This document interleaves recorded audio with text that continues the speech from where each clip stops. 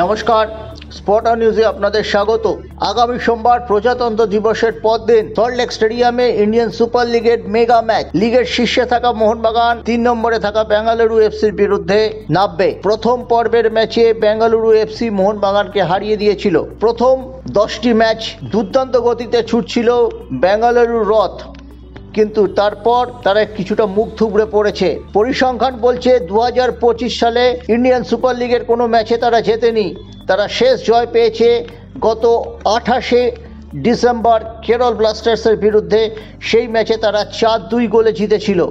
কিন্তু এই মুহূর্তে বেঙ্গালুরু এফসির ভেতরের খবর কি, হারির খবর কি, সেটা জানতে আমরা যোগাযোগ করেছিলাম দলের মিডিয়া ম্যানেজার এবং শীর্ষ আধিকারিকদের কাছে। তারা জানাচ্ছেন আলেকজান্ডার ছাড়া পূর্ণ শক্তির দল পাচ্ছে বেঙ্গালুরু এফসি সোমবার দিন। তারা শহরে আসবে রবিবার দিন রাতে। তারা প্র্যাকটিস করে আসছে। কলকাতায় কোনো প্র্যাকটিস সেশন সুনীল ছেত্রীদের থাকছে না। প্র্যাকটিস করবে তারা, তারপর প্রেস কনফারেন্স করে রাতের তারা কলকাতা পৌঁছাবে। পূর্ণ শক্তির দল মানে কে কে থাকছেন? গোলে গুরপ্রীত সিং সান্ধু, রোশন সিং এবং মোহাম্মদ সালাহ, দুজন সাইড ব্যাক। আলেকজান্ডার নেই। এখন দেখার বিষয় আলেকজান্ডারের অনুপস্থিতিতে দুজন ভারতীয় স্টপারকে খেলান কিনা কোচ জেরার্ড জারগোজা। তার হাতে রয়েছেন চিগলানসানা এবং রাহুল ভেকে। রাহুল ভেকে উড়িষ্যা ম্যাচে ছিলেন না এবং তারপরে রেড কার্ড হয়ে যায় আলেকজান্ডারে। এরপরে কিন্তু লক গেট খুলে গিয়েছিল। 2 গোলে এগিয়ে থেকেও 3-0 গোলে তাদের হারতে হয়। দুজন নির্ভরযোগ্য খেলোয়াড় কিন্তু শেষ 70 মিনিট ছিলেন না। ভারতীয় ডিফেন্ডার কি খেলাবেন, নাকি পেড্রো যিনি ডিফেন্সিভ ব্লকার হিসেবে খেলছেন, পেড্রোকে স্টপারে নিয়ে আসবেন, মেক্সিভ স্টপার হিসেবে খেলাবে, সেই দিকে আমাদের নজর থাকবে। এছাড়া বিদেশি বলতে প্লে মেকার নাগুয়ারা রয়েছেন বিএফসিতে। রায়ান উইলিয়ামস গোলের মধ্যে আছেন, তার দিকে আমাদের নজর থাকবে। বোম্বেতে দারুণ খেলে এসেছিলেন পিয়ারে ডিয়াজ মোহনবাগানের বিরুদ্ধে সবসময় জ্বলে ওঠেন। ইন্ডিয়ান সুপার লিগের ফাইনালে এই ডিয়াজের কাছে পরাস্ত হতে হয়েছিল মোহনবাগানকে। পিয়ারে ডিয়াজের হালকা চোট থাকায় উড়িষ্যা ম্যাচে খেলেননি, কিন্তু তিনি সোমবারের ম্যাচে খেলতে পারেন। তাই মোহনবাগানকে নিঃসন্দেহে সতর্ক থাকতে হবে।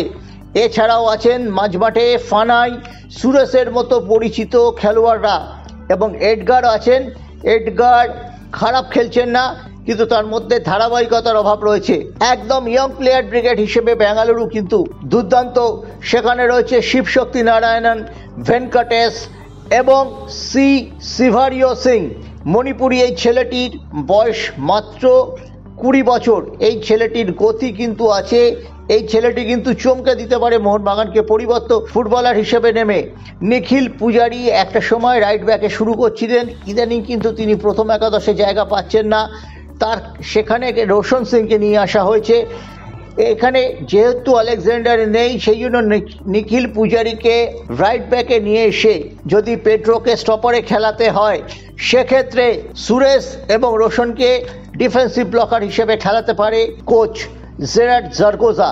তিনি কিন্তু নির্দিষ্ট কোনো ফরমেশনে খেলেন না। তিনি আমরা দেখছি যে যদি আইএসএলের টিম লিস্টে চোখ রাখি 4-4-2, 4-3-3, 4-1-3-1, তিনি বিভিন্ন ফরমেশনে দল সাজিয়েছেন প্রতিপক্ষের শক্তি পরিমাপ করে এবং নিজের হাতে অ্যাভেলেবল প্লেয়ার পরিমাপ করে। সুনীল ছেত্রীকে তিনি কিছু ম্যাচ প্রথম থেকে খেলিয়েছেন, কিছু ম্যাচ দ্বিতীয়ার্ধে পরিবর্তন হিসেবে নামিয়েছেন। সুনীল ছেত্রীকে কোনো ম্যাচই কিন্তু 90 মিনিট সেভাবে খেলাননি কোচ। তার কারণ একটাই, আজ 41 বছর বয়সে মে মাস পর্যন্ত যদি সুনীল ছেত্রীকে খেলতে হয়, তবে তার পক্ষে নিয়মিত 90 মিনিট বা আজকে যে ফুটবলটা আমরা দেখতে পাচ্ছি প্রায় 100 মিনিটের ম্যাচ হয়ে গেছে সংযোজিত সময় 2 অর্ধের ধরে, সেটা তার পক্ষে খেলা সম্ভব নয়।